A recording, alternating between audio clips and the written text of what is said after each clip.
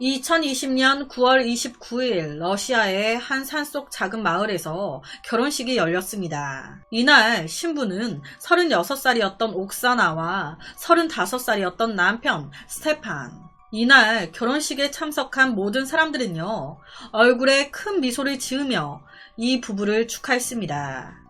결혼식은 아무 문제 없이 진행됐어요. 그렇게 식순서가 모두 끝나고 만찬, 식사 시간이 됐습니다. 우리나라도 식순서가 끝나면 뷔페나 이런 데 가서 사람들 밥 먹잖아요. 그러면 그때 보통 신랑 신부도 드레스 갈아입고 밥 먹고 있는 하객들이나 지인들, 가족들한테 가서 인사를 드리죠. 이날 역시 그랬습니다. 신랑 신부는 식사하고 있는 각 테이블을 다 돌면서 감사하다고, 너무 행복하다며 여러 가지 추억을 회상했어요. 그런데 갑자기 이 행복했던 결혼식이 난리가 납니다. 야! 너 뭐야! 아! 누군가 결혼식장 안에서 소리 지르면서 비명을 지르기 시작한 거예요. 놀란 지인들은 모두 목소리가 들리는 방향으로 시선을 돌렸습니다. 그리고 무언가를 본 사람들은 그 자리에서 얼어버렸어요. 성난 목소리와 비명의 주인공은 다름 아닌 신랑 스테판과 신부 옥사나였습니다. 아니, 절대 싸워선 안 되는, 싸울 일이 없는 두 사람이 자기들 결혼식 날 대판 난리가 난 거예요. 남편 스테판은 축하하러 온 지인 남자 한 명의 머리채를 잡고 있었고, 그 옆에는 이미 몇 대 맞은 듯 바닥에 쓰러져 있는 옥사나가 있었습니다. 이 스테판은요, 그 지인 남자를 몇 대 때린 뒤에 바로 아내 옥사나를 막 때리기 시작했습니다. 그 폭행의 수위가 얼마나 심했던지 주위 사람들이 무서워서 선뜻 막을 수가 없었다고 해요. 아니, 자기들 결혼식 날 신랑이 신부를 뒤지게 때리는 상황. 하객들도 너무 당황을 했겠죠. 하객들 앞에서 정신 나간 듯 눈깔 돌아서 아내 옥사나를 연신 때리던 스테판은 그래도 승이 안 풀리던지 갑자기 옥사나의 머리채를 딱 쥐고는 결혼식 밖으로 나가버립니다. 신혼집으로 간 거예요. 그 집 안에서 스테판의 공격은 계속됐습니다. 진짜 발로 차고 주먹으로 온 힘을 다해 때리고 물건 다 집어 던지고.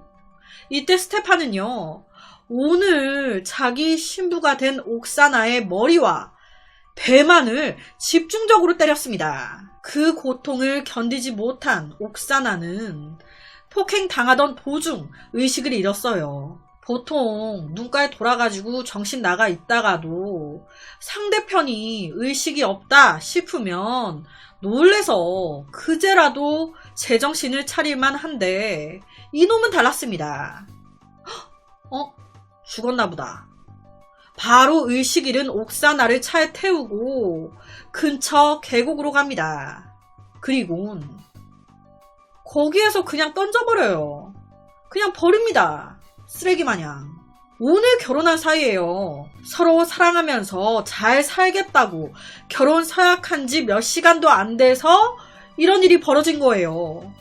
아니, 일상에서 남편이 아내를 때려도 이거 미친놈이다 하는데 다른 날도 아니고 결혼식 날 신랑이 신부를. 그렇다면 이 신랑 스테판은 결혼식 도중 왜 이렇게 화가 났던 걸까요?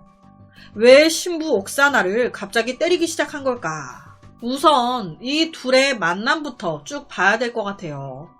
어느 날 옥사나는 친구들에게 이렇게 말합니다. 얘들아, 나 프로포즈 받았어. 어쩜 좋아. 나 결혼해야 될까봐. 당시 옥사나의 남자친구 스테판이 진짜 간단 명료하게 옥사나 사랑해, 나랑 살래? 딱 이렇게 프로포즈 한 거예요. 간단하게. 그것도 전화도 아닌, 만나서도 아닌 편지로. 너무 신나하는 옥사나와는 달리 이 말을 들은 그녀의 친구들은요, 걱정이 먼저 됐습니다. 야, 너 그 남자랑 만난 지 얼마 안 되지 않았어? 아직 서로 잘 알지도 못하지 않아? 그런데 뭔 벌써 결혼이야. 하지만 이미 콩깍지가 씌어 있었던 옥사나. 친구들의 이런 말이 그닥 기분 좋지 않았습니다. 그게 무슨 뜻이야? 우리 뭐 볼 만큼 봤고 서로 알 만큼 알아. 뭐 결혼해서도 계속 알아갈 수 있는 거고. 오히려 지금 장거리 연애여서 보고 싶어도 바로 못 보고 힘든데 뭐 결혼하면 계속 같이 있으니까 좋지 뭐. 이 스테판과 옥사나는 장거리 연애로 사실상 만나기가 쉽지 않은 상황이었습니다. 이에 아쉬운 대로 두 사람은 편지를 주고받으면서 애정을 확인하고 사랑이 깊어졌어요. 프로포즈 또한 그래서 편지로 한 거예요. 옥사나, 사랑해, 같이 살자, 끝. 그런데요, 사실 이 커플이 이런 식으로 장거리 연애에 편지로만 주로 주고받을 수밖에 없는 특이한 상황이 있었습니다. 바로 스테판이 살인죄로 감옥에 있었거든요. 놀랍게도 두 사람은요, 스테판이 살인죄로 감옥에 수감되어 있는 동안 만난 사이였습니다. 살인죄로 이 남자가 이러고 있다는 것 또한 옥사나 알고 있었어요. 이 때문에 옥사나 친구들이 더 걱정을 했던 거예요. 하지만 이때마다 옥사나는 걱정하는 친구에게 이렇게 말했습니다. 걱정하지 마. 난 괜찮을 거야. 그는 날 매우 사랑하고 있기 때문에 내가 그를 좋은 남자로 바꿀 수 있을 거야. 살인죄로 복역 중인 남자 살인범과 사랑에 빠졌다. 사실 이 둘이 어떻게 어디서 처음 만나게 된 건지, 어떻게 편지를 제일 처음 주고받게 된 건지 등등 상세한 사항은 기사화가 된 게 없습니다. 그래서 명확하지 않아요. 여튼 시간이 좀 더 흘러 감옥에서 풀려난 스테판은 옥사나와 시간을 함께 보내기 시작합니다. 너무너무 신사적인 남자였어요. 흐트러짐이 없어. 함께 지내는 시간 동안 옥사나는 너무너무 만족스러웠습니다. 복역 후에 스테판은 침착해졌고 완전히 회복된 것처럼 보였어요. 하지만 이때 옥사나는 미처 알지 못했습니다. 멀쩡해 보이는 이 남자가 술만 마시면 어떻게 돌변하는지. 이걸 모르고 결혼식이 진행됐고 너무 기분이 좋았던 스테판이 이제 하객들에게 인사차 돌면서 술을 한 잔, 두 잔 받아 마신 거예요. 이놈이 취했어. 알딸딸 취한 상태로 옥사나를 딱 쳐다봤는데 옥사나가 딴 새끼랑 얘기하고 있네. 옥사나 딴에는 축하해주러 온 하객 남자한테 고맙다고 인사해주고 있었던 거였는데 이걸 보고 막 달려와가지고는 다짜고짜 너 바람 피냐고, 너 뭐 하는 거냐고 옥사나를 막 때리기 시작한 겁니다. 결혼식 축하해주러 온 하객 남자와 얘기했다고 너 바람 피냐고. 이게 폭행의 이유예요. 결혼식에서 폭행한 걸로 모자라 집까지 끌고 간 스테판은 거기서도 이어서 폭행. 끝내 의식 잃은 옥사나를 보곤 바로 차를 몰아 계곡에 던져버렸습니다. 당연히 당시 하객들 너무너무 놀랬겠죠. 바로 경찰에 신고를 했고 스테판은 얼마 안 가 러시아 국경 수비대에 의해서 체포가 됩니다. 경찰이 물었어요. 왜 죽였냐고, 왜 때렸냐고, 어떻게 결혼식 날 신부를 죽일 수가 있냐고.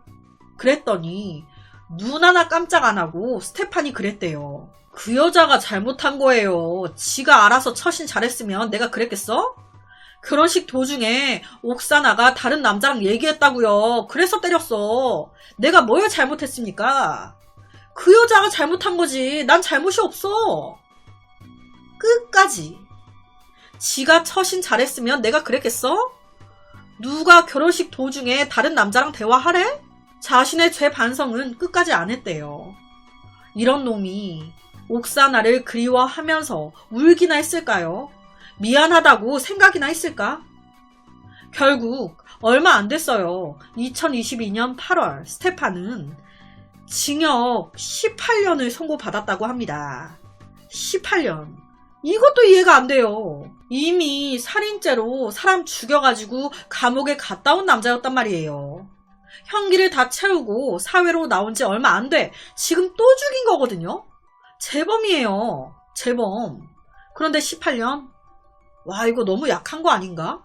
라는 생각이 드는데, 그 죽인 이유도 너무 다른 남자랑 얘기해서 결혼식 날 끝까지 죄 반성도 안 했는데, 옥사나는 이 남자를 변화시킬 수 있을 거라고, 좋은 남편, 좋은 남자로 만들 수 있을 거라고 믿었습니다. 하지만 제 버릇해 못 준다고 결국 그를 변화시키지 못했고 믿었던 그 남자에게 살해당했어요. 아유, 그래서 오늘은 러시아에서 벌어진 결혼식 도중 신부를 때려 죽인 비정한 신랑에 대한 사건을 가지고 왔습니다.